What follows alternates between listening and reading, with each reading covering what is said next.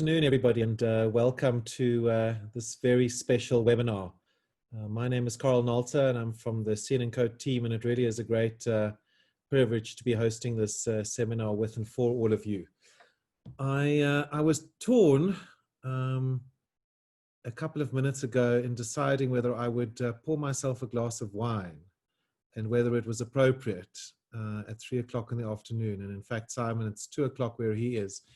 But on balance, I decided that we've got such fabulous speakers with such brilliant content around an amazing topic that I did pour myself a wine. So I hope the rest of you are also suitably prepared for what promises to be fascinating content. So the topic, as we all know, is the state of the arts under COVID-19. And I think many people that are on this webinar will agree with me that the arts really is the one thing that helps us to make sense of society and that helps us to move it forward. It's done so through the ages, and it will continue to do so. And my only claim to fame really is that I'm a bit of an arts groupie. So I love Shakespeare, and one regret is that I didn't live 400 years ago to go drinking with him during the play, because I think it must have been a hell of a lot of fun. But the next best thing is to hang out with some of the people that are speaking today. Two of them are great friends of mine. One I worked with serving on a board, and the other is the CEO and founder of a company that I've become rather obsessed with during lockdown. And I'm going to take a bit of time introducing each one of them before they speak, rather than lumping them all together. And I'm going to kick off with Janet Bayliss, who wears many hats, like I think some of the others on our webinar. So Janet's day job is that she heads up the drama department at a prestigious Joburg school. But and so in that role, she's an educator extraordinaire. But she is also a mentor and a supporter and a driver of many, many in the arts world. And she's an inspiration to many. Alongside a friend and colleague, Philippa, she started FIDA, which stands for Festival in Excellence in Dramatic Arts, which over the years has grown and now has hundreds of kids producing the most magnificent theatre. And I'm really looking forward to Janet talking to us this afternoon about theatre, about the youth, about people finding their voices.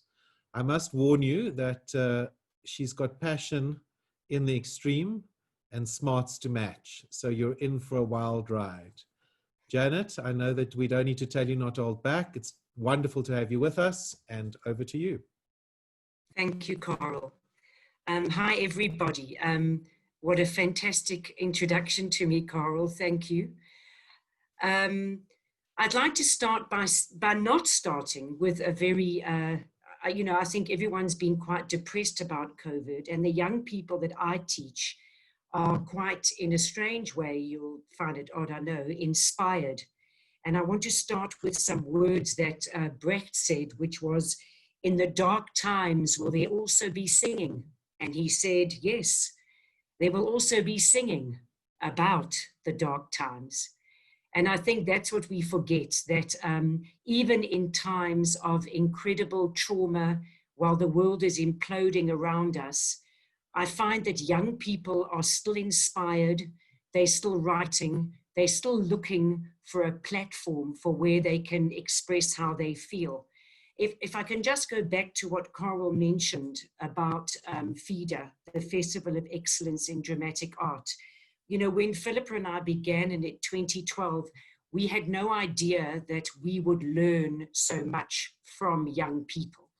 I think that's what this is really about, is that I'm always amazed at what they have to say. Long before Fees Must Fall was a big popular socio-political discussion, we saw it at FIDA. Long before Black Lives Matter, we saw this at FIDA. They seem to be on the pulse, young people, of what is really happening. I feel like society catches up a little bit later. The young people know what's going on. They are watching. I actually just talked today and I said to someone, I'm going on a webinar, today, and what would you say if you were coming? And she said, no, I'm writing all the time, Jan, but I'm not writing about COVID. I'm not writing about that. I'm writing about how I feel about. It's almost as if they're saying, this is what it is, but we are still going to prepare for a platform that might be coming. So, I think plays that stand out for me, if you don't mind, I think if you haven't been to Feeder, I hope you come next year, because I know it will explode. And, they're not going to be writing about what happened in lockdown. I think they'll write about what were these laws that we had? Did they make sense? I'm sure they'll be laughing about hairdressers and things like that. They'll be questioning why it happened like it did. Not, oh my God, I'm so sad it happened, but like, what the hell was going on? And I think that's what's important. They come from things from an angle that people who are older like us are maybe more jaded and more cynical, but they come to it with such a fresh inspiration, which is so exciting. I remember last year a play that St. Stithian's Girl did with Taryn Henning on Kwezi, and it was extraordinary, the opening scene. I've just never forgotten it. And it was a woman walked on stage and just sat down on this bed. And the next minute, these characters came on with half masks. And they seemed like animals that were eating her and ripping her to pieces. It was quite visceral and quite brutal. And of course, that's exactly what it was. It was the media tearing her to pieces. But that image has never left me.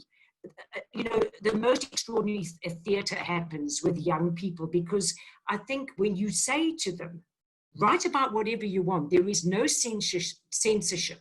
No one's going to check your play is safe before you go on. Come and talk about what you really want to.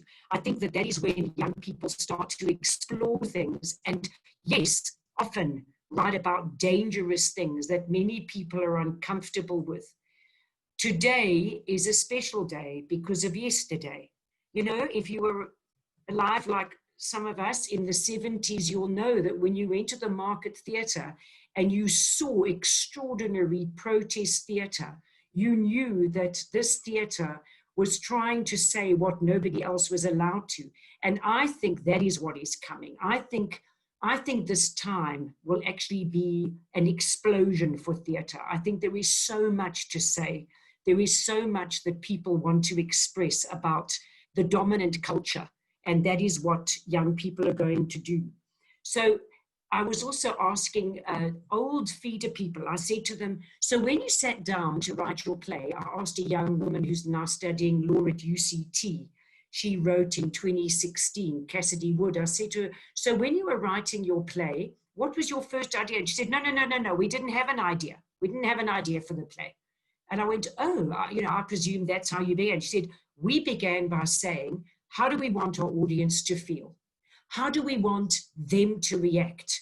So they were actually not even starting with an idea or a theme. They were saying, we want to galvanize society. We want to say something that really triggers and shifts perceptions and feelings. And I thought, that's such an odd way to begin a play, saying we want the audience to feel uncomfortable.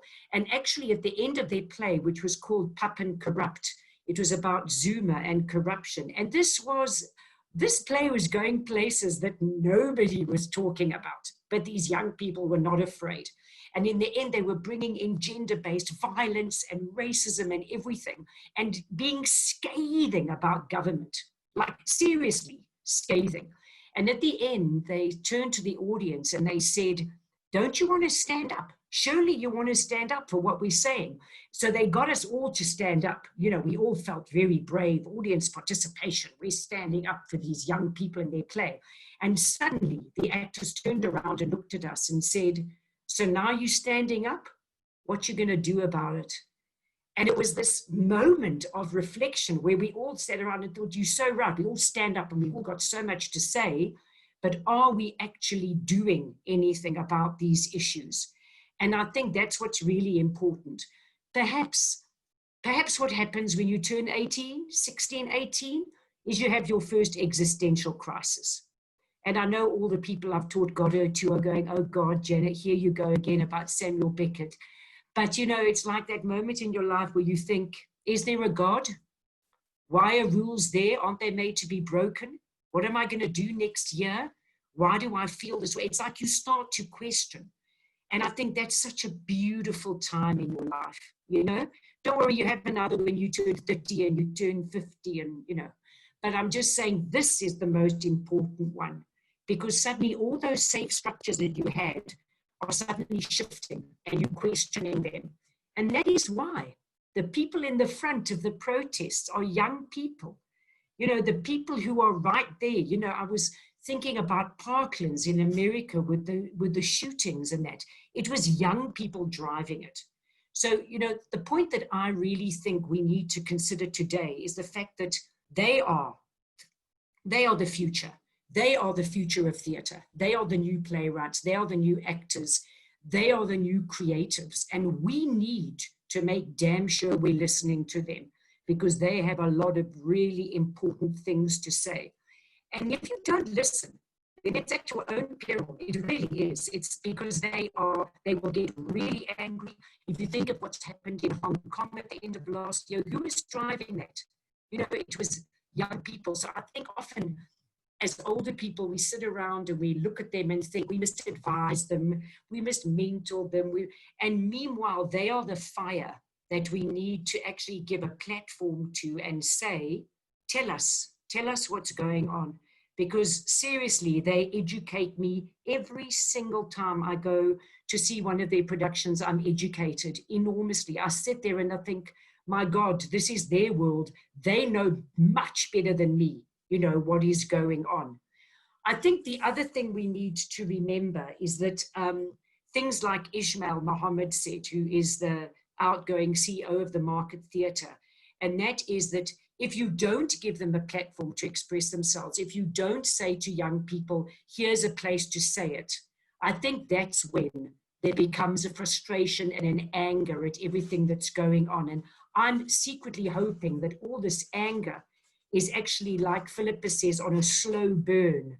And the next year, you know, when we do open, please God, you know, great things will happen. I think something else is going to happen to theatre.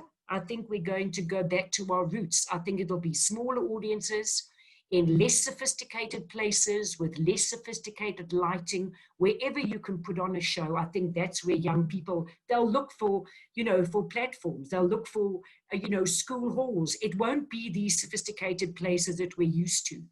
And so I look to them to be the ones who are actually going to lead us into what tomorrow is going to bring, not to us. And I think it's a most exciting time to be alive. Thank you.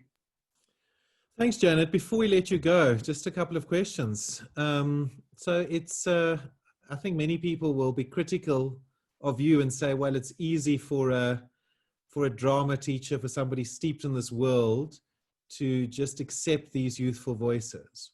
And I'm interested a little bit in your advice to people who might be a bit scared of these voices. What do you say to those people? I mean, whether it's parents or a government or a company, not to be scared by these voices. Yeah, I'm just interested in your thoughts around that. Yeah, no, I thank you for that. I know I'm known to rather be a bit of a maverick. My other side wants to say I don't care, but I know we're not supposed to say that. I think that it's really interesting. I think sometimes I have been deeply traumatized and shocked at what they want to say, but you know, it ties up with, you know, I may not agree with you, I may not like what you're saying, but I will always stand by your right to say it. And Carl, this is their reality. So, you know, it doesn't matter how angry you get with it. It is how they feel. It is what they want to say. You know, we did a play once, we saw a play about a transgender character. And I remember Nat Ramabulana was adjudicating, and he said, sorry, I just need to ask you, is this your story? Because you seem to be telling your story. It had the actor had become so immersed in the role, it had become their reality. So I think you've got to understand that this is their reality. So you can deny it and you can say, no, the audiences aren't ready for that. But I want to argue, sorry, who decides when we're ready? Who makes that call? And I'm speaking to a fellow maverick, but I feel like I'm saying, if this is how they feel, then they must be allowed to express it. Thanks. You shouldn't blow my cover. I'm a conservative finance person, Janet, and chairman of a school. I'm hardly a maverick, you must. But yeah, I agree with you. something completely different. Just one more question before we move on. Just you interviewed Ishmael recently, and I mean, he's had a massive impact in many places within the arts in South Africa and beyond. And FIDA's got a very engaged social media presence. And yesterday or today, you posted a piece about a young, very talented South African dancer who worked here and in the Netherlands. And the world is a small place. As it happens, the person, Kervin Fortuin, hosted another webinar event for CN&CO less than a week before his death. And yeah, so for me, that's such a tragic happening in the world. Do you think it's part of voices not being heard, young voices not being heard, and looking for other outlets? I do, and I also think it's not just not being heard. I think suppressing things I find so unbelievably dangerous. I think that when you silence people, they will find other outlets. And Carl, it is so much about educating. It's about, even if you shift 4 people's minds in an audience one night who might be bigoted and I'm just saying homophobic or whatever, if you can just shift the way that they think, then I think you can perform miracles. I know I sound really idealistic there, but I think it's dangerous to be silenced. I think that's when violence does occur. Yeah, absolutely agree with you, and it's a fantastic point. And whether that's around race or gender, sexuality, whatever it is, and I think that is a role that the arts has played for centuries to move society forward in raising these issues. So thanks, Janet, and thanks for the work that you do in helping many young people have their voices heard. And it is an exciting space.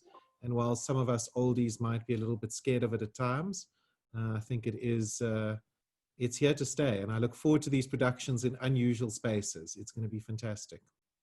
Thank you. So don't disappear. There's lots of questions for you afterwards as well. But we're going to move on to our next speaker, Savannah Fortuin, who works at BASA, which for those of you who don't know is Business and Arts South Africa. And Savannah heads up the marketing portfolio at BASA. I had the privilege to work with her a little bit. I'm no longer on the board at BASA, but I was for many years. And it was an exciting time when Savannah joined to really help BASA reimagine their role, reimagine the work that they do with business, with the arts. For many people, those two are contradictions. And we're really excited to have Savannah with us. And she's going to talk about a little bit about culture of proximity. So Savannah, over to you. You're an experienced, brilliant artist. You're doing wonderful things on social media with and for BASA, and we are ready to be blown away. So over to you. Thank you so much for that fantastic introduction, Carl. I'm just gonna share my screen. 2 seconds. There we go.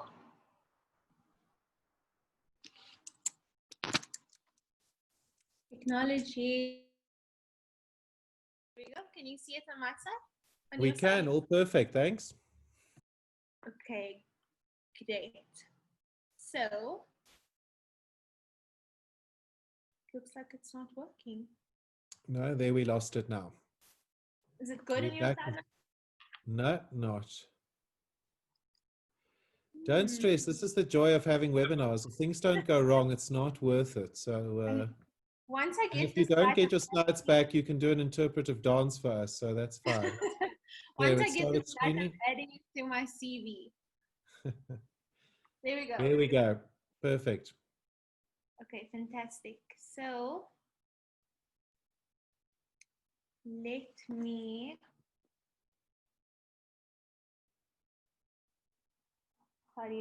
just pausing on my side now.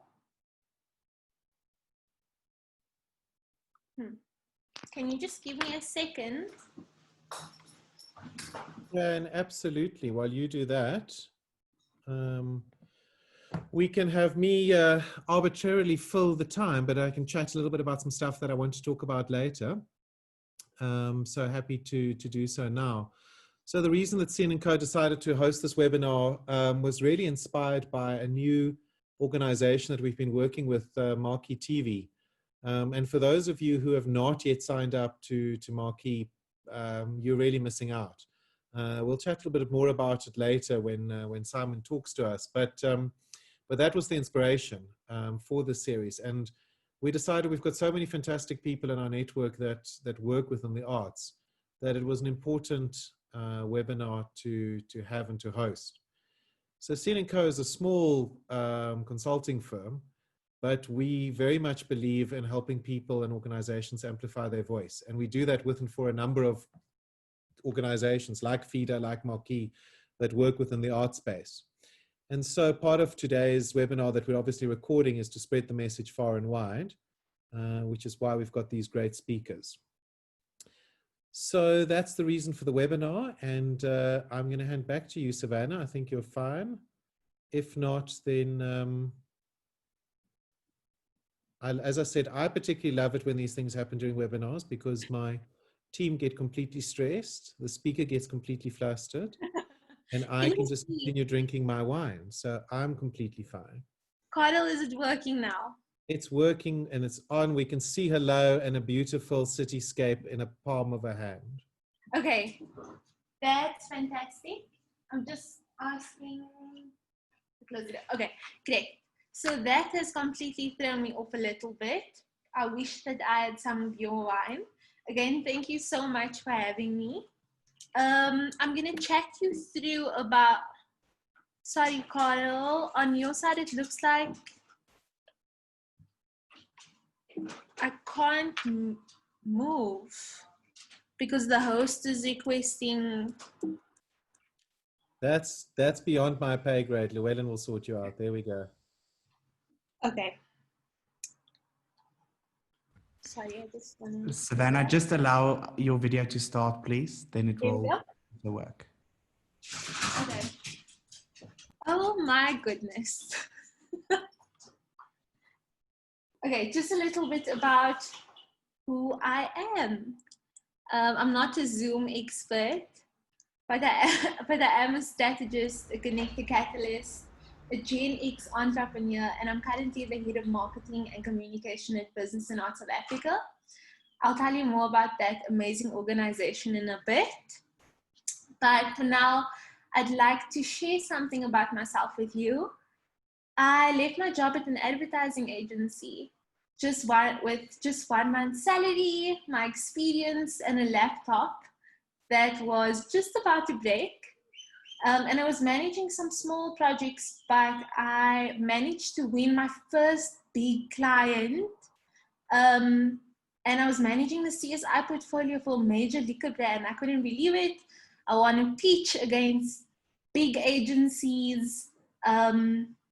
And yeah, there was a time in my life where I was managing this brand from my living room and Cape Town coffee shops, because that's where I'm originally from. And I'm exceptionally grateful I made this unfavorable decision, because that one moment opened up many opportunities for me, namely producing Massey by Imran Christian, managing the award-winning illustrator Karabo Poppy Moletsane, and eventually landing a great post at BASA.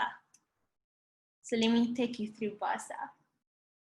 So I remember when I was interviewing for the position, I didn't really know what BASA did, and I had to do some research.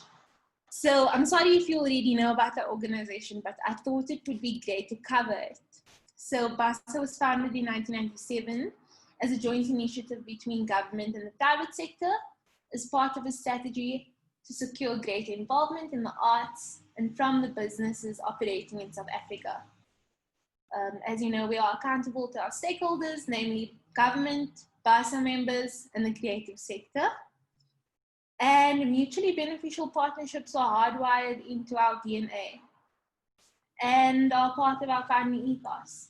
We believe in the power that comes from deep collaboration between the right partners and the transformational value of the arts to effect meaningful and social change. So it was kind of the perfect organization for me, because before I got the job at BASA, I was that the youth that Janet was talking about, kind of advocating for artists in boardrooms. And what I love about BASA is that we champion business investment in the creative sector by leading research that enhances commercial confidence. And then we also build capacity through our programs, and we are shifting paradigms for the future of partnerships between our diverse stakeholders. So that's quite interesting. So now that we're all caught up on who I am and where I work, let's chat about my chosen topic and how it connects businesses to the creative sector. We live in a culture of proximity. As I mentioned earlier, having worked with both artists and brands in my career, I've come across the idea of proximity and how it's given rise to creator culture. That sounds interesting, but what does it mean? You know, we hear a lot of these buzzwords, golden thread, authenticity. Trust me, the culture of proximity isn't one of those. So it's the culture of proximity is the notion that culture exists in 4 categories that influence and intersect with each other. So I watched a documentary in 2017 about it, and it couldn't be more relevant. And it speaks to 4 categories that influence and intersect with each other. So number 1 is close culture. And this is created and shared by our immediate circle, like friends and family. This is what we experience immediately. Some of us get funny memes and gifts from our family members, while others get immediate information. That's quite important. Then there's mass culture. And mass culture is what's consumed and shared by everyone. Traditionally, this used to be projected downwards, so from celebrities and brands, and this would trickle into how we experience brands and pop culture. Then there's crowd culture, and this is what we create together, which is why this has the largest impact. Recent examples of this include things like the fight against gender-based violence, which I'm really passionate about, the Black Lives Matter movement, trending hashtags, slang, etc. And then we get into the 4th culture, which is deep culture. And this represents subcultures drawn together by shared experience. From fandoms to support groups, star sign groups, this is where those who share specific interests consume and collaborate together. Research shows us that people now feel more comfortable with sharing that side of themselves. As you know, some people used to find mental health issues to be something that you have to keep very close and you have to be quite secretive about. We now we feel quite open and free to share that. And then in the past, each of these 4 cultures existed separately, but these boundaries have started to collapse rapidly, thanks to the internet and technology advancing at every second. Influence can now come from anywhere or anything. We are the creatives and the creators. And that forces those who used to own the mass culture, like celebrities, government, and brands, to stop and take note. 2 major takeaways from the research generated by Velocity is how youth culture sees their sphere of influence with the culture of proximity, and how a lack of barrier is changing the notion of celebrity, fandom, social relationships, and authenticity. We see this so often. I mean, before we would look at a celebrity or a brand, like I mentioned earlier, and they would dictate how we dress, how we feel. Now you can be a kid or an adult on the internet with your phone, and you can influence millions of people. And it can be from what your banana bread recipe is to pushing Black Lives Matter. But in the current culture of proximity, fans and influencers exist in the same ecosphere and on more equal footing. And I think that's so important to note. The only difference is that fans can now take brands, organizations, governments, and celebrities to task, all from the comfort of our own homes. We've seen the practical implications during COVID-19. Social media helped to keep us close and informed, my fellow South Africans. Okay, so what does COVID-19 mean for us? So there's an increase in e-commerce. We want to support local. We really want to see our local brands succeed. There's contactless pickup points, an increase in personal health care. There's an increase in time spent online and TV consumption, and this is mobile entertainment usage, internet usage, gaming, streaming, chat box, AI. Sorry, I'm just moving this. This doesn't want to disappear. So there's all of those fantastic things. Let me just move to the next slide. The pandemic has forced us to connect in a way that we could have never ever have imagined. We all experienced something collectively, and now we want to share personal experience as well, experiencing others, encouraging us to embrace technology. So we used to love talking about the fourth industrial revolution, this, the fourth industrial revolution, that, while not fully embracing it, and COVID has really pushed us to do that. And I believe that the creative sector is the soul of our economy, and that they've kept us going during this uncertain season of our lives. I don't know what I would be doing without the creative sector and how I would be staying positive without them. Creatives have been asking me to connect to brands, and brands have been asking me to connect to creatives. People want to experience things that resonate with them. They want to engage with brands that speak directly to their personal value system. The degrees of separation are now bleeding into each other. An illustrator is no longer just an illustrator. You are now an influencer, a speaker, a designer, pop culture creator, a brand. You begin to take on a different form. And I think that's so true to all of us, or for all of us. Dion Chang referenced this when he spoke about slashes. Carl, you mentioned that as well. We aren't just one thing anymore. The proximity between art and branding is getting smaller and overlapping. Art is branding, branding is art, brands are people, and people are brands. So I have a little video I want to share with you.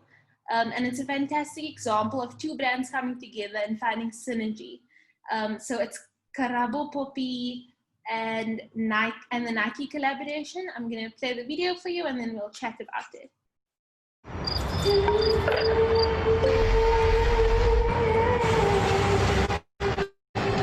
As a kid, the first place I really saw people that looked like me represented in art was on the walls of barbershops and salons that I visited with my family to get our hair done. The beautifully stylized side profile faces of familiar people left such a strong impression on me that I reference it to this day in my work. My name is Karabo Poppy Moletsane, and I'm an illustrator, street artist, and designer. I'm passionate about sharing my art with people that might not have access to it, so I use unconventional canvases. I turn everyday places and things, basketball courts, walls, sneakers, whatever I can find into art. Art that presents a sense of home. I want my work to be the inspiration for future young artists, so that the next kid from Vereniging knows that they can also do this. Okay, great. So I hope you all enjoyed that video. I think a key takeout was that a big brand like Nike came to Karabo and they wanted to experience the full essence of South Africa, and the shoe actually sold out globally in 5 days. So yeah, once again, people want to resonate with the content that they are seeing now. Before, people or brands wanted to localize global content, but now we are seeing a rise in globalizing local content. And I think that's so important. You can see that with Shoma Josie. She's not just a performer, she is a brand now. She uses social media and proximity to inspire pop culture, to tell stories through what she does and what she wears, and gets global recognition for that. She kind of directs her own sold out festival. She gets brands on board. She hosts panel discussions. And then you get a poet like Kuleka Putuma, who has inspired the world through her words. Imagine what you can do with your talent, with your technology, and very limited boundaries. We're drawn to local success stories. We have our own stories to tell, and we don't only need to consume international content. And brands like Netflix is another phenomenal example about how a brand is invested in local storytelling. And we saw this with Queen Sono and Blood and Water. And something else to note is that we're also craving human interaction, and the trust for our peers has grown tremendously. We've seen the distrust of traditional media platforms thanks to fake news. And as a collective, we want to do better, support people, share stories, and encourage others to do better.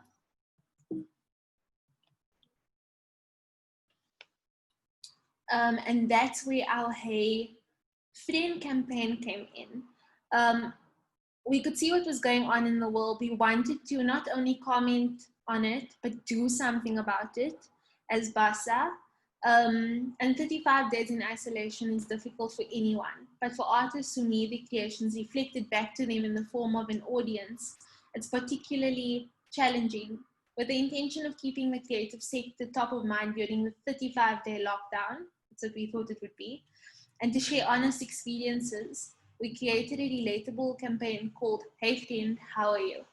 I asked an assortment of industry influencers, businesses, creatives, and arts organizations one simple but deeply layered question.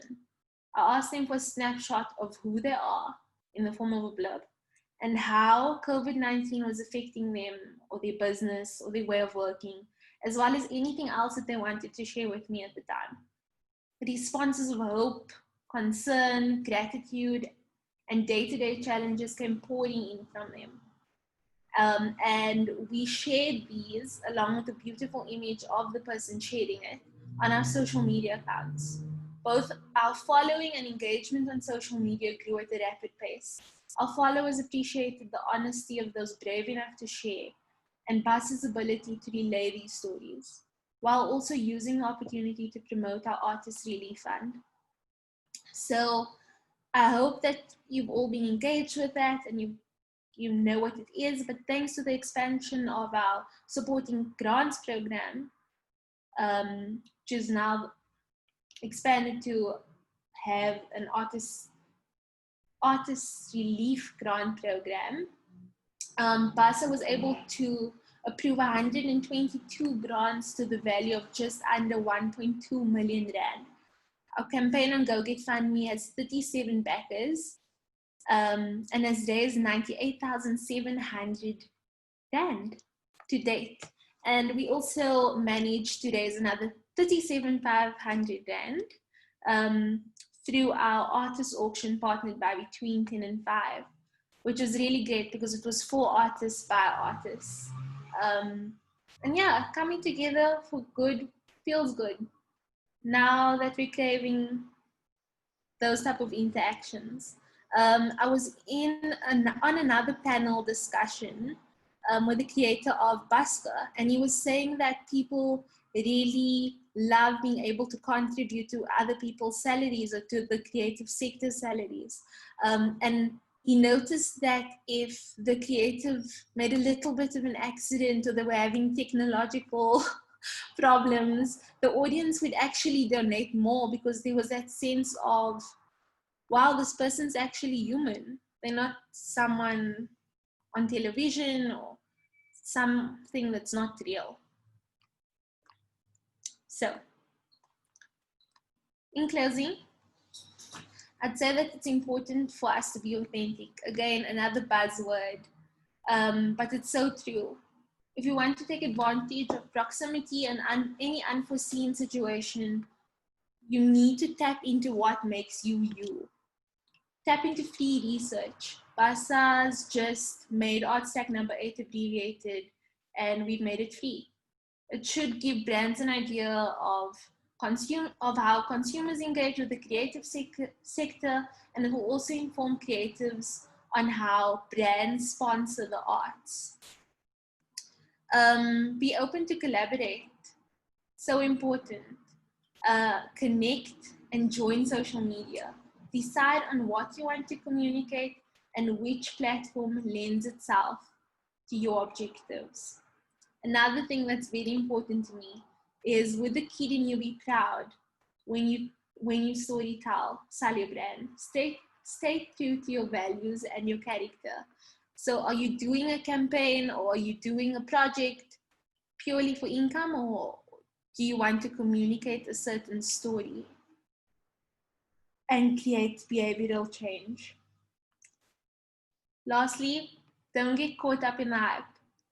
Brand awareness, yes, but brand strength is key. Relevance and resonance. Those things are so, so important.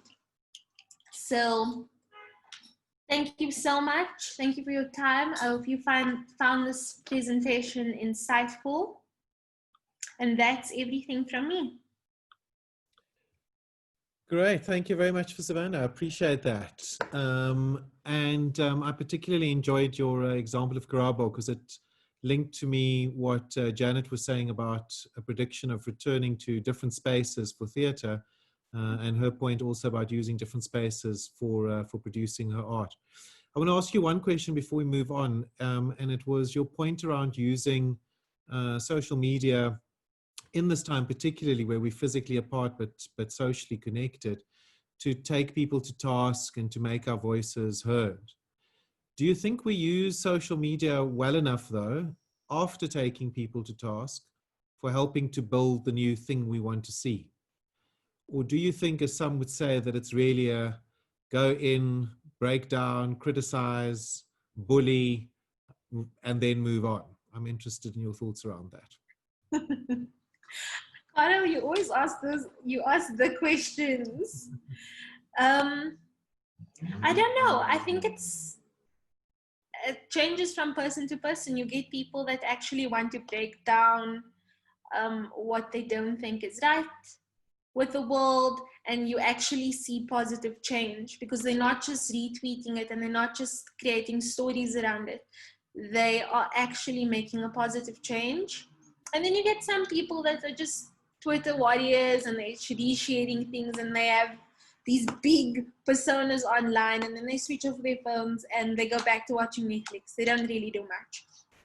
So I think we need to take ourselves to task, and we need to decide, like I mentioned earlier, are you doing something for the hype? Or are you doing something for an actual behavioral change? So yeah, that's my answer. It varies. Good. Thanks very much. Great. Have a good rest of the afternoon, and I hope you enjoy the rest of the seminar with us. So that was Savannah Fiek-Fortuin from BASA, sharing some of her views on the culture of proximity. Before I introduce our next speaker, I just want to give a shout out to a couple of people that are with us on the webinar. And as I said earlier, I think most people here are wearing many hats. One person who certainly wears many hats is Gordon Massey, who's the founder and head of a business called Art and Sure, but he's also an extremely accomplished photographer and an artist in his own right, and is a big supporter of many art forms and artists. We've got Greta Kemp from the City Press with us, and it's great that journalists are also always helping to spread the word and the debate around arts and the impact of arts in our society. And then a personal favorite is Kevin Collins, who I was lucky enough to bully to make an artwork for me before I could no longer afford it. Amongst his many roles, he is still a very accomplished artist. So a big shout out to all of you. And that gives me a good segue to introduce the next speaker, Anne Roberts. So Anne wears many hats, and in fact had a business, or has a business called Anne of Many Hats. But I've joked in the past that Anne is the person that I go to if there's nobody else that I can go to, because she can make anything happen. So Anne has a day job, which I hope that she's going to tell us a little bit, which involves working in a gallery. She has recently finished her research into a master's degree. And she's going to talk to us a little bit about that topic, which is how structural racism has impacted the way people buy art and artists make art. And so the topic of structural racism in our current period, I think, is really very topical. And Anne, yeah, I don't quite know how else to describe you. And so I will just simply shut up and let you do the talking, as you always do so brilliantly. And I want to know, before you kick off, are you smoking? Are you twisping? Are you doing anything? How has lockdown been for you further? Excellent. So I've got my wine, Anne's got her twist, the world is right. So over to you, Anne Roberts. I need to just say, Carl, that the one thing that the lockdown has enabled me to do is that I have mastered the art of making pear cider. So if anyone needs a recipe, I've got a great one. Okay, so yeah, so what I'm doing at the moment, I was very fortunate. About 2 days before lockdown, I joined Goodman Gallery in a general sort of management capacity. So that's my present day job. And just after lockdown, I also had to hand in my master's, which has taken me about 3 years, with a year off last year when I did the big installation of William Kentridge's exhibition at the Zeitz Mocker. So that sort of was a bit of a gap in my master's. But it was very interesting for me to return to academia after an absence of about 30 years. And I can highly recommend it. It really does. I found that it gave me a way to explore and get the toolkit, the kind of academic toolkit, to understand what it was that the previous experience of the last 30 years has shown me. And it gave me a real confidence to know what it was that I'd been doing and what it was that I was interested in and how other people in the world have thought about things. So anybody who's vaguely hesitant about re-entering academic life or doing a master's or doing some research, don't hesitate. It really is quite an extraordinary thing to do. The hardest thing for me was the academic writing and writing long form, because the longest thing that I'd written in the sort of previous 30 years had been sort of a bullet point proposal or presentation or a long snitty email to somebody who pissed me off. So yeah, so with the impact of the current pandemic and the way that the world has changed, I suddenly had to add a coda to my master's. So let me start by just saying what it was that my master's was about. There was almost no research in why people in South Africa buy contemporary art. And I'd done a series of pop-up shops selling limited edition prints, and sort of been on the fringe and in the periphery of the art world for a long time. And I'd always wondered why people buy art. And I mean, I know why I buy it. I love it. I can't afford much, but I buy what I like. But the sustainability of the entire visual art world is actually reliant on people wanting to buy art. So why do they want to buy it in South Africa? What is the motivation? There is a little bit of research internationally, but it seems to be a very under-researched topic, because I think part of it is that the contemporary art world and the visual art world likes to pretend that art is made just for art's sake and that there is no commerce aspect to it, which is a little bit of a misnomer. The sustainability does rely on people buying art. So I chose to research, so motivations of individual contemporary art buyers in South Africa. I started off with an initial online survey. Big thanks to Carl and everyone at CN&CO for helping me share it far and wide. And one of the things that came out was that there was a huge difference, or substantial and significant difference, between the way that black and white art buyers were buying art and what was motivating them. Essentially, the white buyers, their motivations were aligned directly with those from Europe and the limited research that had come out of Europe. But black buyers in South Africa were buying for different reasons. And this suddenly, my master's became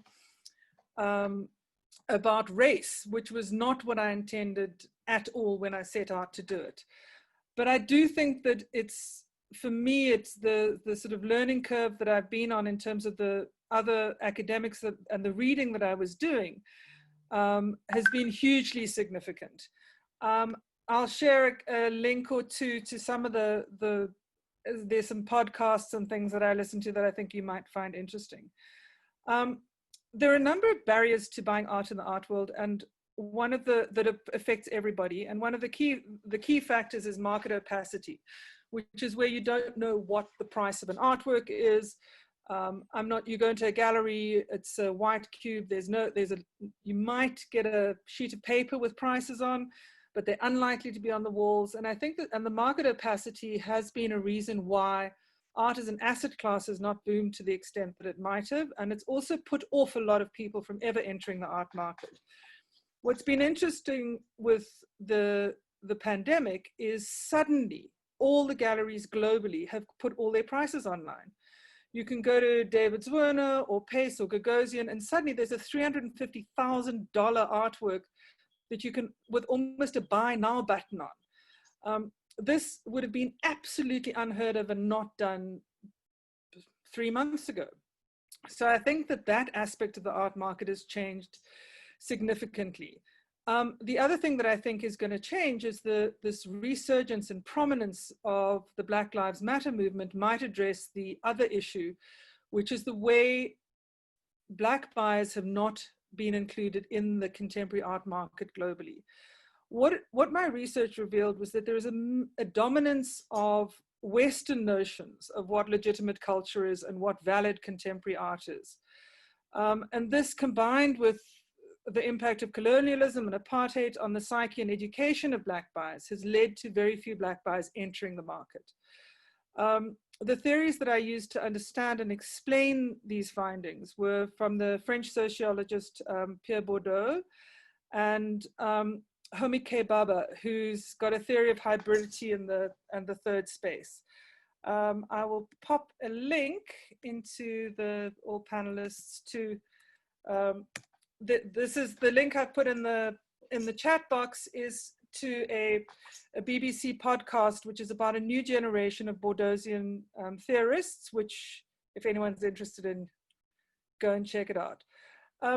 But one of the three things that came out of my findings with regards to the Eurocentric nature of the art world not being welcoming to people of other cultures. So if you're from a different culture and you're having this massively Eurocentric view of the world being presented to you, to enter the art world, a lot of people just go, no, I'm not interested. Why am I going to go into a space and an environment where I don't feel welcome and I feel uncomfortable? So a lot of Black people in South Africa just have never entered the art world. They're made to feel that they don't belong there.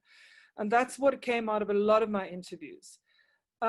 The other way that that people will react to this is they're putting a huge amount of effort to learn about the art world and adapt and to fit into it, seeking out people who are already in the artwork, doing lots of preparation, taking courses, reading widely, considering the opinions of others, and getting the knowledge to participate in the art world as it exists.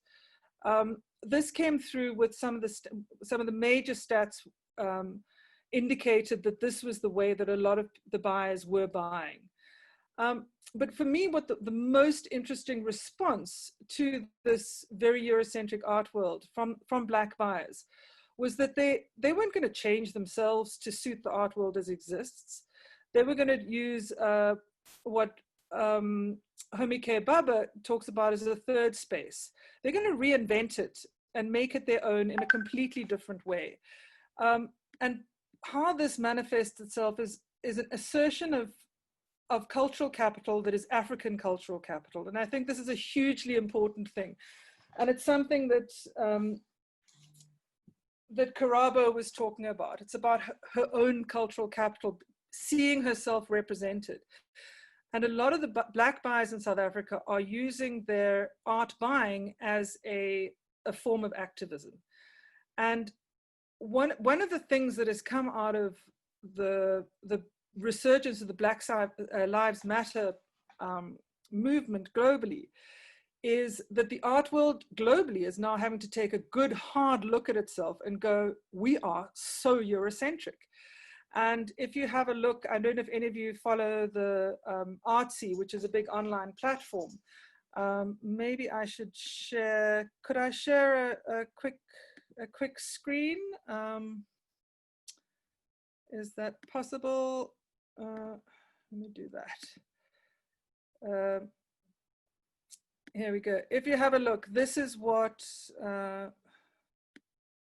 sorry, let me just view this full screen. So this is what Artsy, the major art website, marketplace website, has said, is that they're basically going to shift the way that they do things to leverage their marketplace algorithms, social media, and editorial and curatorial coverage to represent and promote more Black, marginalized, and minority artists and art businesses who've been underserved by the art world. And for me, this was a sort of a real yoo-hoo moment, I suppose, to actually see that the art world has now suddenly woken up and is re-looking itself as to what it should be doing going forward and into the future.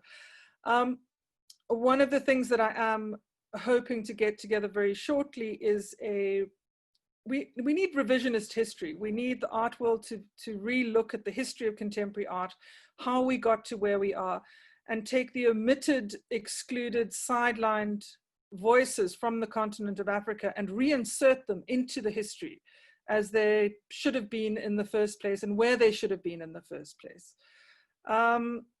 Yeah, so to a certain extent, the pandemic and the Black Lives Matter movement coming to the fore are addressing the two major issues that my master's research kicked up as holding back the progression of the contemporary art market.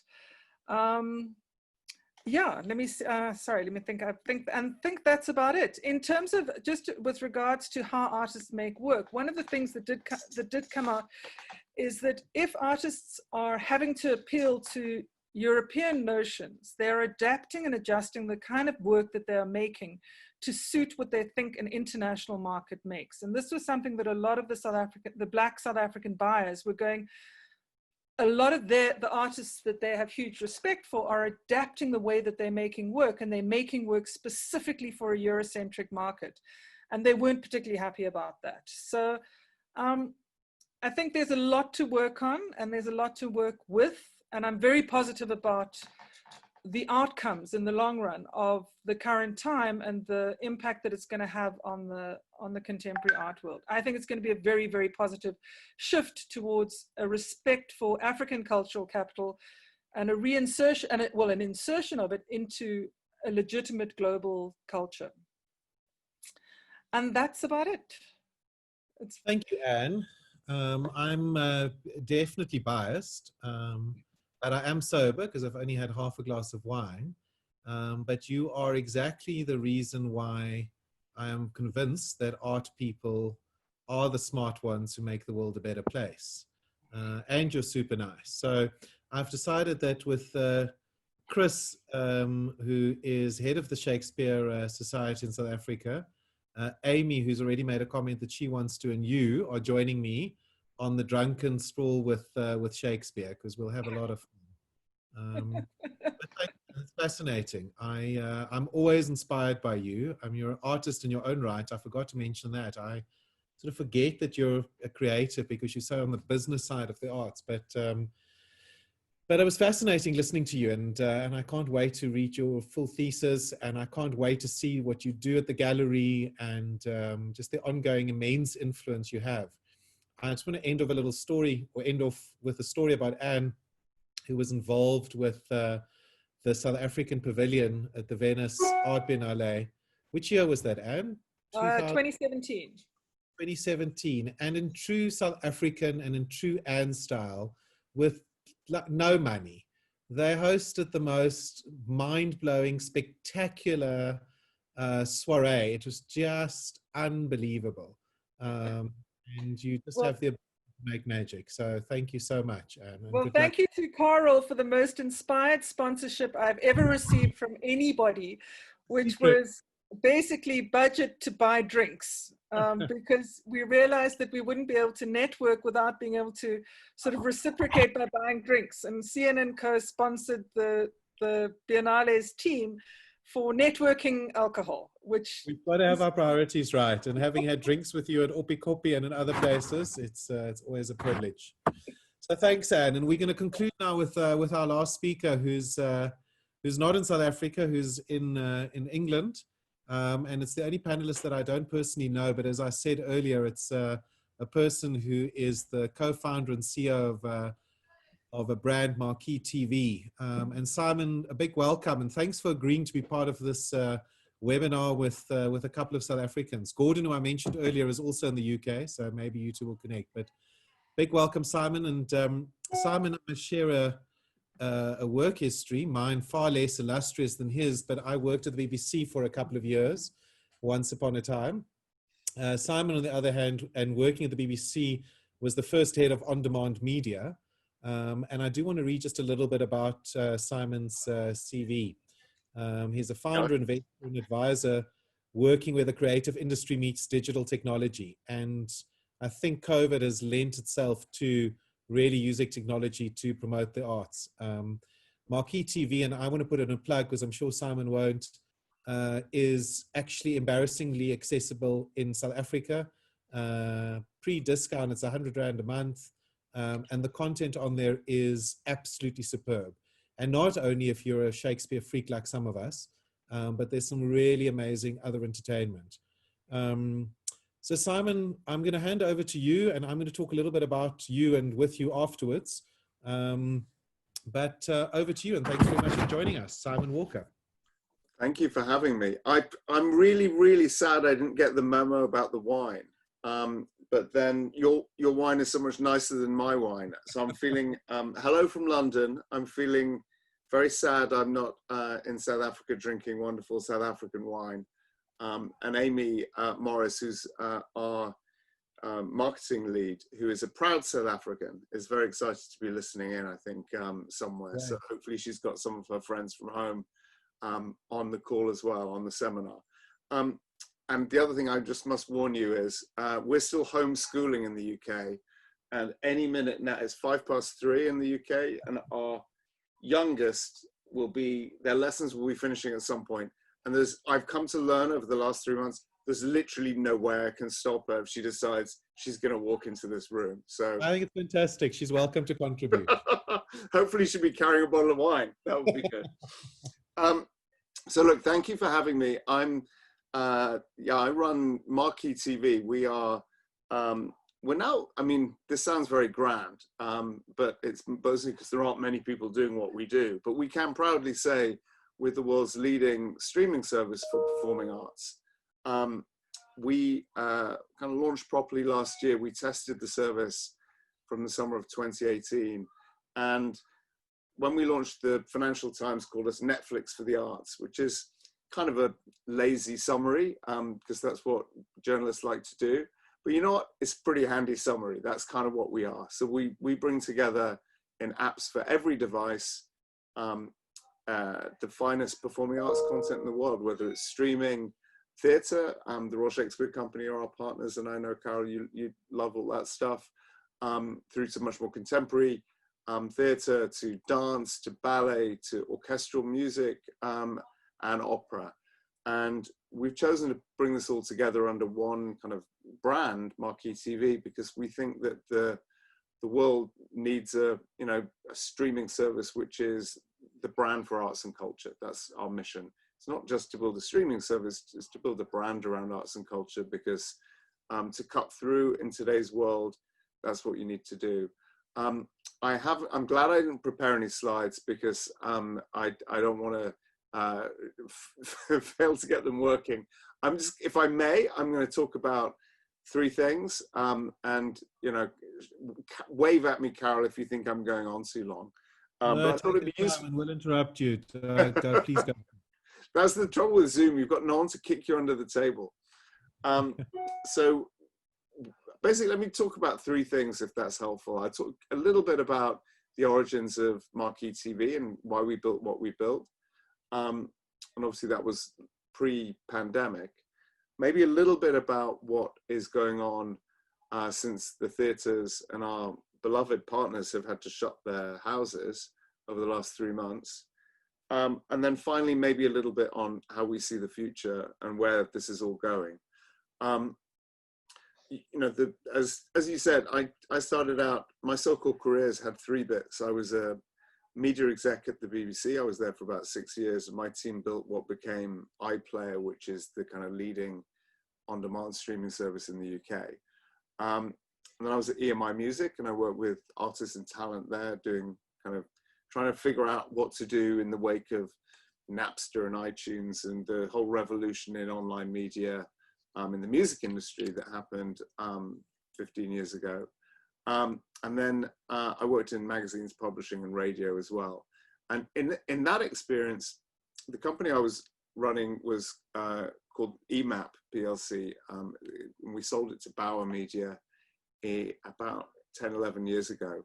And it had a lot of big magazine brands and publishing brands and radio brands. But the bits that I used to love were the little niches, which tended to be a bit unloved by the senior team. So, you know, we had little brands in fishing, or the Angling Times, the biggest magazine in angling, the motorcycle news. We had the beekeeping magazine. We had all these little niches, and lots in music and arts. And we called them passion niches. And I used to love them because they were the same business, pretty much. They were the same magazine every week. They were hugely successful and profitable. But what they never did really was figure out how to evolve into the digital world. So my job back then, I used to say, look, you're the biggest brand in beekeeping. There's a thing called the internet. You can now be a global brand for beekeeping. And they'd shake their heads and think I was crazy. And, you know, 15 years ago, they were probably right to think that. But fast forward to about 5 years ago, and we realized that, you know, as performing arts lovers, the thing that was being neglected in the world were these passions, and that the market was polarizing.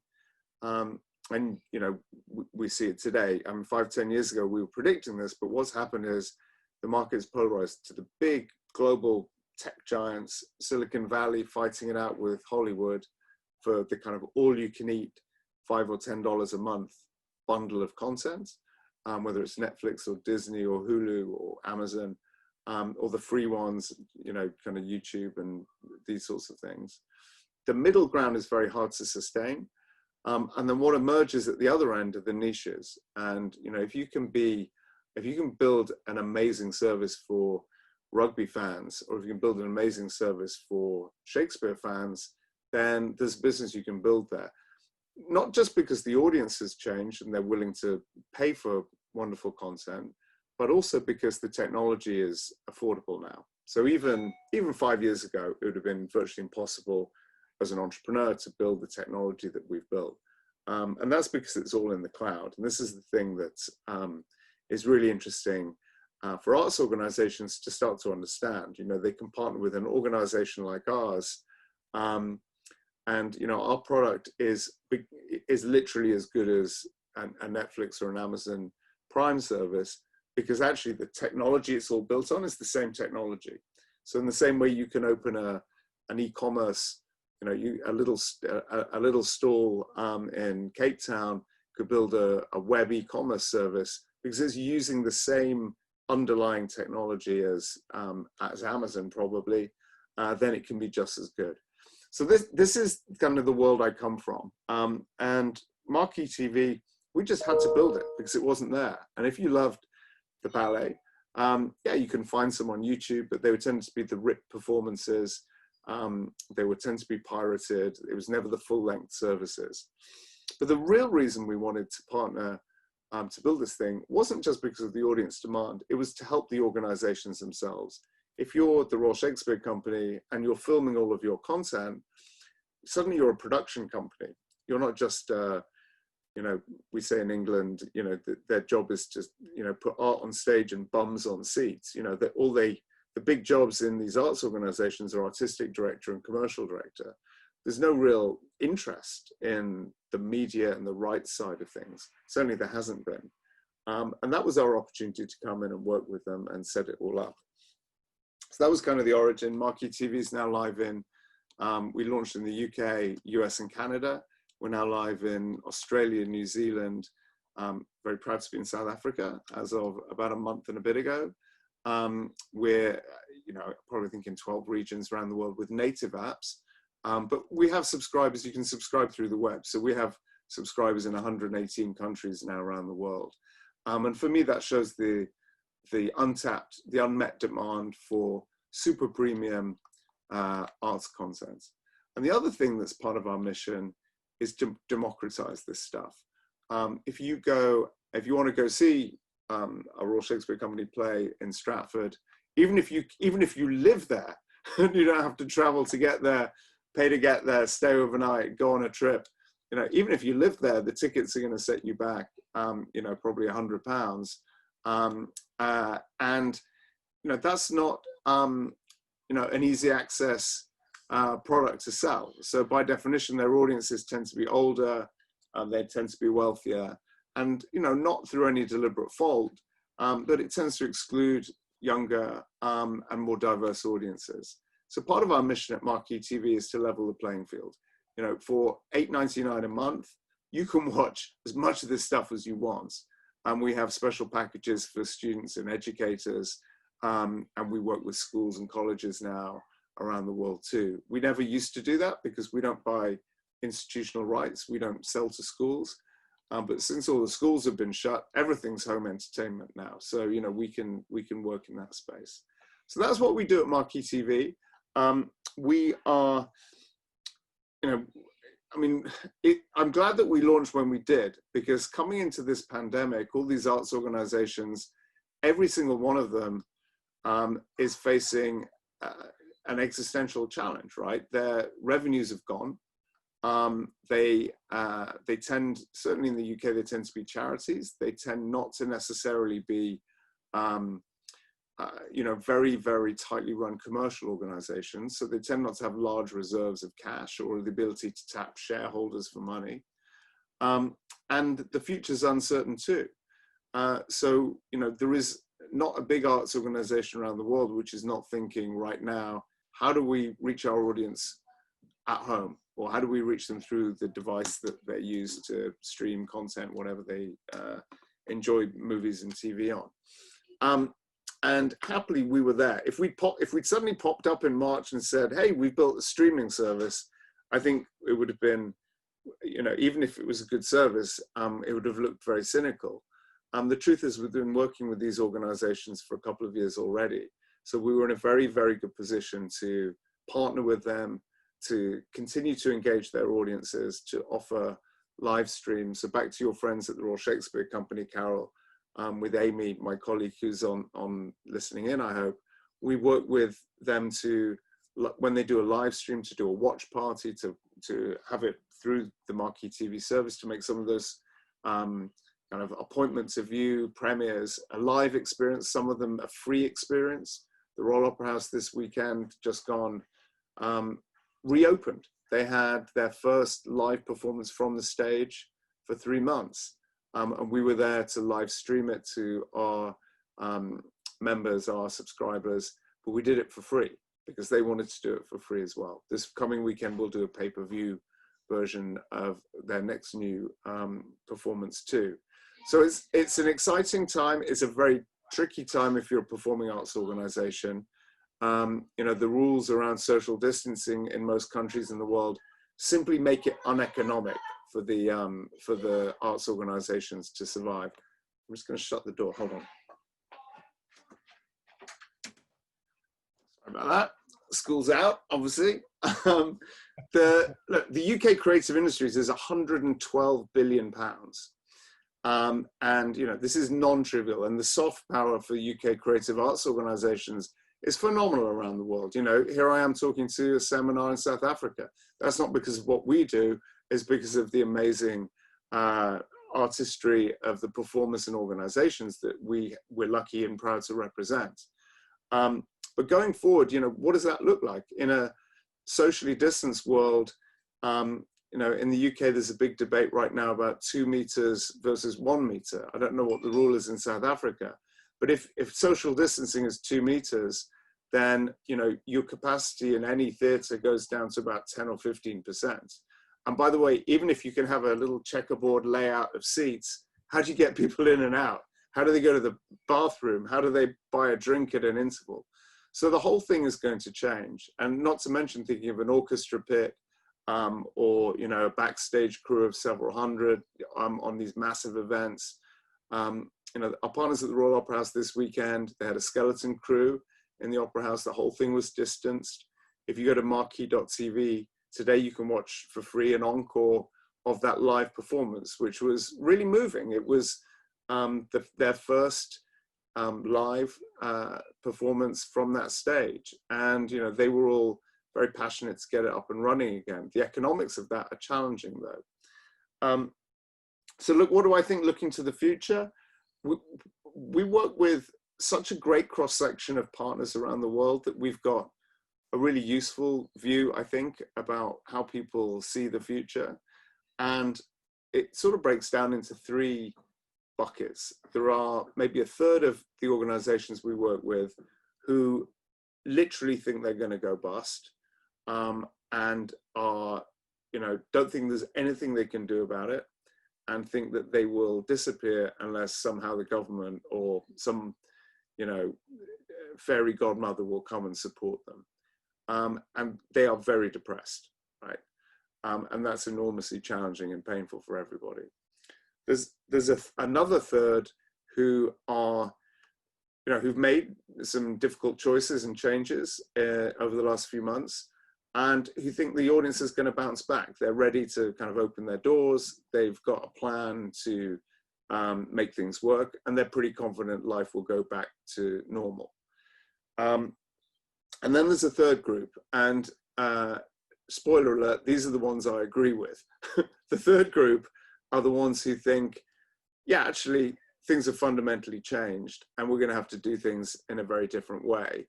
That is an opportunity. Yeah, it's a challenge, but it's an opportunity as well.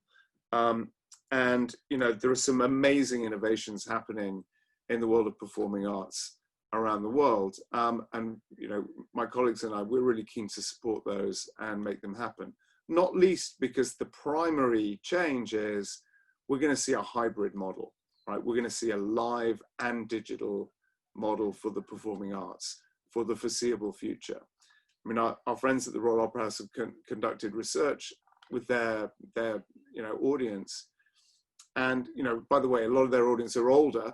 And the vast majority of those, 80%, are not going to come back until there's a vaccine for this thing. And by the way, there may never be a vaccine for this thing. So, you know, they want to be, and they've enjoyed watching at home. You know, I say to people, we've had, you know, 3 to 5 years of innovation in terms of audience behavior and our partners' development in 3 months. You know, we were already persuading people to watch full-form operas at home on their TV, but it wasn't a mainstream behavior. It's becoming a mainstream behavior, and people are getting very comfortable with that. And the fear years ago was, well, if I can watch, you know, this amazing play at home on my sofa with my own drinks cabinet, and, you know, the interval when I want the interval, and hey, maybe I'll finish it tomorrow because I'm feeling tired. Why on earth would they go back to the theater? And the truth is, it's a different experience. I go to the movies, I watch movies at home. Actually, I don't go to the movies anymore. I've got small kids, so I never go out at all.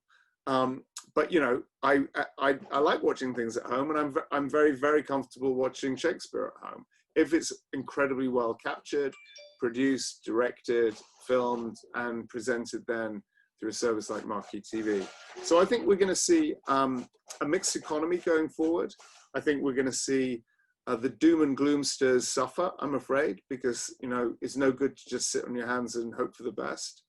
I think the guys in the middle bucket are going to find it isn't going to be life as usual, and they're going to belatedly either become you know, gloomy and give up, or they're going to jump into bucket 3, which is where we firmly are, where we believe it's a time for innovation. You know, we work in the performing arts, right? We are surrounded by creative people, and we're the best innovators in the world. So we're confident that the performing arts sector will bounce back. It'll look different. And just to end, Carol, let me give you one example from one of our partners in the US, where they have a venue, a big venue, a very famous venue. I mustn't mention them because this is confidential what they're doing, but they can seat about 1,800 people in the venue. Normally, the social distancing rules in their state have been relaxed from the 1st of July, so they can reopen, but they can only get 150 people into the venue. So what they're doing is selling 150 super VIP tickets. They're not, they're just making a benefit from it. They're selling 150 tickets for $1,000 each instead of 1,500 at 10. And then they're partnering with us to sell 150,000 tickets for $10 to watch it live on your device, and then have it for a recorded version of that for a month afterwards. Now, we haven't done that yet, so we don't know how it'll go. But actually, when you do the maths, the economics of that are much more attractive than running the hall. And also, they don't need to have all the staffing costs of doing all of that. Now, I'm not saying that's a good model because, it's disruption, and, some front of house people won't have jobs, and la la la la la. And lots of the audience want to be there. And, as Savannah said, I like the idea of the proximity game. We are in, Tamara Rojo, who runs the English National Ballet, is one of our partners. She, on a conference I was on yesterday, talked about, she said, look, we're in the business of proximity. We're in the business of contact and mass gathering. And those are the two things that are basically banned. So, running an opera company or a ballet company is a pretty tough gig at the moment. But there will be ways through it. And that example from the US is one where, it isn't, it actually looks like a really, really interesting model for what they're doing, and a great way for the fans of that particular organization to re-engage.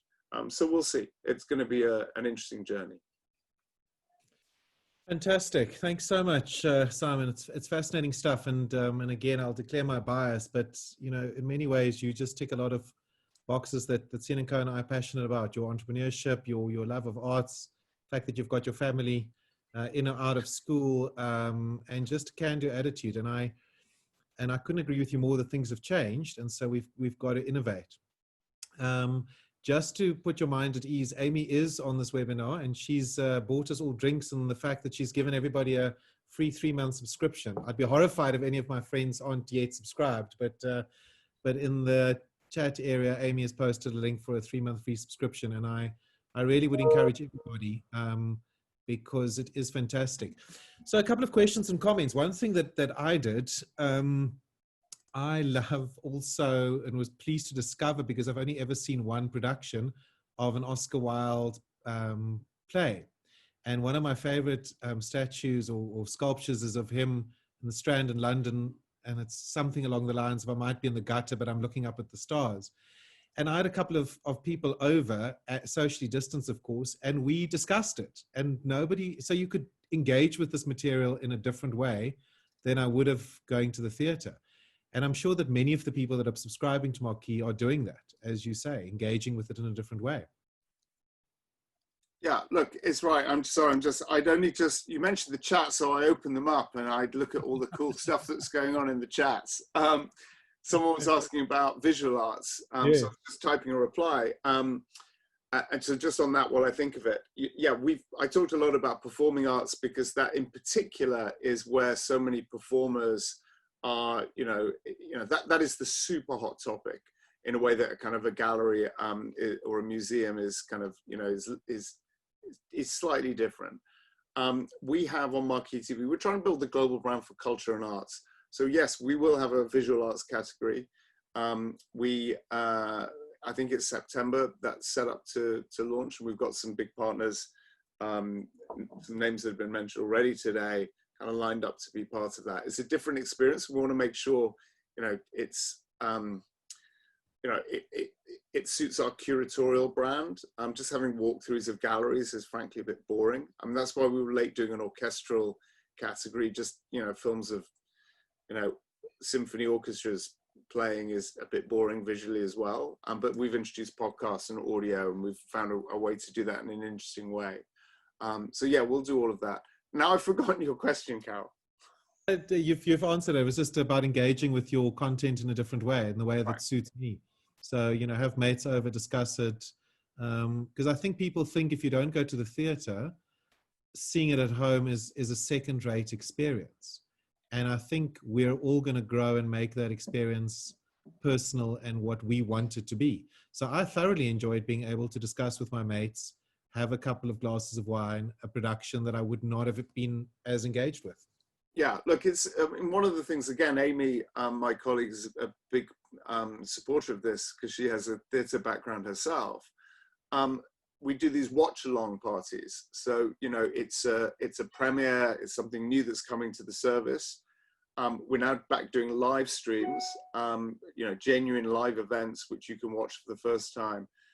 And you can make that a communal experience. At the moment, we have to do it through the social feeds. And, you know, it's a second screen experience. But in time, we'll add the functionality to do, you can see it in Netflix, have a thing called Watch Party. And Facebook Live, obviously, you can invite friends straight in. We'll have that in Marquee TV as well. And I think that will be, again, for, you know, the other revenue stream in these organizations is around sponsorship. We don't do ads in Marquee TV. It's a super premium, clean service. But, you know, having a way for sponsors and partners to kind of engage and to bring the audience together. You know, I've been doing this stuff for a really long time because I'm kind of very old for a tech entrepreneur. But, you know, back in the 90s in .com 1, we used to talk about the 3 C's: content, commerce, and community. There was nothing wrong with that. You know, that's kind of what we're doing here. So, you know, you will imagine that we have on our team, we're building, you know, once people go back, I mean, I just went to my first Starbucks for 3 months, right? You're not allowed to pay with a card. You're not, you know, it's all contactless, you know, all app driven. You know, we have all of that in the Marquee TV app. Arts organizations, big or even in the really big ones, they don't have apps with mobile payment and ticket and membership management, let alone content streaming. So actually the platform that we've built can be an incredibly important way to get people back to the theaters, because they can take their Marquee TV. They're not going to download an app for every gallery or theater they go to. In the same way, you don't have a different payment app for every, you know, or different, I mean, for the different train services or airline services, you know, people want one app for whatever they're doing. And I think that we're well positioned to be that for the arts industry, and really, you know, help not just let people consume content at home or how they want to consume it, but actually use the membership, the ticketing, the loyalty programs, the rewards, you know, sponsored stuff. We can, you know, we can bring people together with the community and the commerce as well as the content. Amy introduced the concept of Watch Party to us, and my teammate Colin that works with your team, I'm not really allowed to do anything, but occasionally he patronizes me and gives me a job, so I was able to choose what we watched, and again it was a really great experience. So, I mean, there's lots more we can talk about, Simon, but, you know, on the webinar also, I mentioned Chris, who's very involved with the Shakespeare Society. He's also an academic at Wits, wears many hats, but he writes for the Business Day, writes on arts, he's written about Marquee. But I think, you know, a lot of what you've spoken about, the stuff that Chris is writing about, that we're seeing in the next couple of months, Janet picked up on a lot of these themes. It's a really exciting time, and artists, the art industry is driving a lot of innovation, and I'm hugely optimistic about the world in this completely messed up state coming out better because of what you guys are doing. So a big thanks, and thanks for forgoing your teacher duties for a bit to share some thoughts with us. We're going to end off, I'm going to change what Colin instructed me to do, and we'll be lectured about it, but I think everybody's heard enough of me. So I'm going to close off, but we're going to end off with a 5-minute piece from Marquee TV. It stars 26 Scottish ballet dancers, and the write-up says it's an abstract dining room as the setting for their largest short film yet. Tremble is co-choreographed and directed by Jason Walks Films, and is set to Anna Meredith's track Nautilus. So we're going to end the webinar by just watching this 5-minute clip, and I think it will give people a real sense of the quality that one can expect from Marquee TV. So a big thanks to all of you that have joined. And I want to encourage preaching to the converted, that we all make sure that people engage with the arts, that we aren't scared of the voices of the youth or the crazy oldies like Janet, because it's what really makes the world a better place at the end of the day. So a massive thank you to all of you. Thanks to Colin and Amy for organizing. And we're going to end off now with a short film called Tremble from Marquee TV. Enjoy.